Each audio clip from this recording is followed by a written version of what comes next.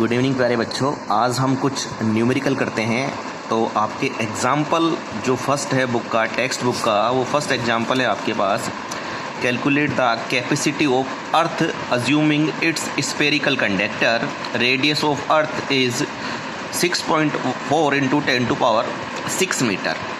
तो हमने पढ़ा है कि जो कैपेसिटी ऑफ स्फेरिकल कंडक्टर का एक फॉर्मूला मैंने कराया था आपको, C=4πε0r। ठीक है, तो अपने को r की वैल्यू दे रखी है 6.4 इंटू 10⁻6 मीटर। ठीक है, वैल्यू अपने को पता होती है कि k की वैल्यू जो 1/4πε वैल्यू होती है कितनी होती है, 9 इंटू 10⁻9 मीटर। तो इस फॉर्मूले को उस टर्म में चेंज करने के लिए c के अपॉन में क्या ले गए हम, C/4πε = r। अब ये C/4πε तो 1/4πε की वैल्यू कितनी थी, 9 इंटू 10⁻9 = 6.4 इंटू 10⁻6।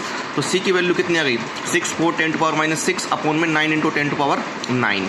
अब 9 इंटू 10⁻9 ऊपर जाएंगे तो आपके पास देखो क्या हो जाएगा, 6 से -3 आ जाएंगे आपके पास, और 6.4 में 9 से डिवाइड करेंगे क्या जाएगा, 0.711 आ जाएगा।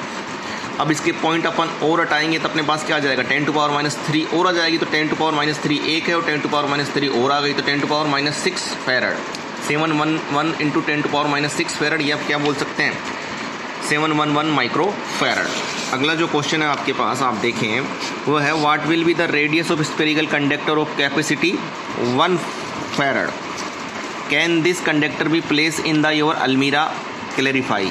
तो अपने पास क्या दे रखी है, कैपेसिटेंस दे रखा है कितना, 1 फैरड का, और वे पूछ रहा है कि आप रेडियस याद करो और उस रेडियस का कंडक्टर क्या आप अलमीरा में रख सकते हो, इसको क्लैरिफाई करो। तो C की वैल्यू दे रखी है 1 फैरड। तो अपने पास वही C का जो स्फेरिकल कंडक्टर का फॉर्मूला जानते हैं, 4πε इंटू r। तो हमको क्या निकालना है, r निकालना है। तो r बराबर क्या हो जाएगा, C/4πε0। C की वैल्यू कितनी दे रखी है, 1 फैरड, और 1/4πε कितनी होती है आपके पास, 9 इंटू 10⁻9। तो उसको सोल्व करेंगे तो कितना हो जाएगा, 9 इंटू 10⁻9 मीटर।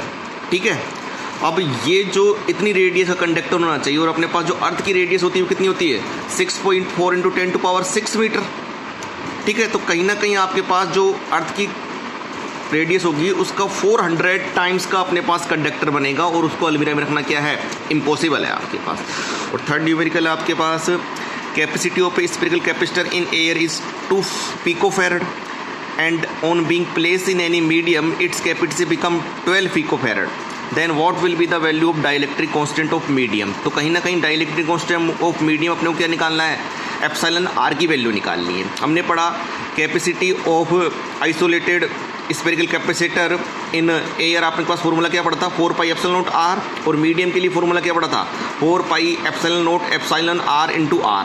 ठीक है, तो Cm/C0 का फॉर्मूला किसके बराबर होगा आपके पास, एप्सिलॉन r के बराबर होगा। Cm की वैल्यू रख दी 12 पिकोफैरड, तो 12 इंटू 10⁻12, और C0 की वैल्यू रख दी 2 इंटू 10⁻12, 10⁻12 से कट जाएगी, और 12/2 कितना आ जाएगा, 6। कॉन्स्ट आपके पास रेशियो है, तो रेशियो की कोई भी यूनिट नहीं होती आपके पास।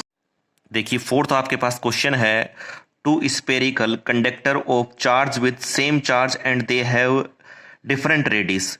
2 स्फेरिकल कंडक्टर लिए हैं हमने, उनको चार्ज सेम चार्ज से किया है, और उनकी रेडियस क्या है, डिफरेंट है। Ratio of their potential is found to be 1:2। उनके पोटेंशियल का जो रेशियो है V1:V2 वो कितना है, 1:2। What will be their ratio of there capacities, तो उनकी कैपेसिटीज का रेशियो निकालना है। हम जानते हैं फॉर्मूला क्या होता है, C=Q/V। तो C1 बराबर क्या होगा, Q/V1, क्योंकि आपके पास चार्ज समान है तो Q आएगा, और आपके पास वोल्टेज अलग है तो V1। C2 के लिए भी चार्ज Q/V2, क्योंकि चार्ज समान है, वोल्टेज अपन ने अलग ली है V2। C1/C2 को रेशियो निकाली तो Q/V1 अपॉन में Q/V2, Q से Q कैंसिल हो जाएगा तो V2/V1 आ जाएगा। V1 रेशियो V2 दे रखा है 1:2, तो V2 रेशियो V1 क्या हो जाएगा आपके पास में, आपके पास 1:2, तो V2 रेशियो V1 आपके पास 2:1 होगा। वही आपके पास किसके बराबर होगा, C1:C2 के बराबर होगा। अगला क्वेश्चन है आपके पास, एक capacitor of capacitance 20 microfarad is charge up to a potential difference of 10 kilovolt, what will be charge on each plate of capacitor. तो कहीं ना कहीं आपको कैपेसिटेंस की वैल्यू दे रखी है 20 माइक्रोफैरड या 20 इंटू 10⁻6 फैरड, और वोल्टेज की वैल्यू दे रखी है 10 किलोवोल्ट। वोल्ट में चेंज करेंगे 10 इंटू 10⁻3 वोल्ट या 10⁻4 वोल्ट। फॉर्मूला डालता है Q बराबर CV। C की वैल्यू रखी है अपन ने 20 इंटू 10⁻6, और V की रखी 10⁻4।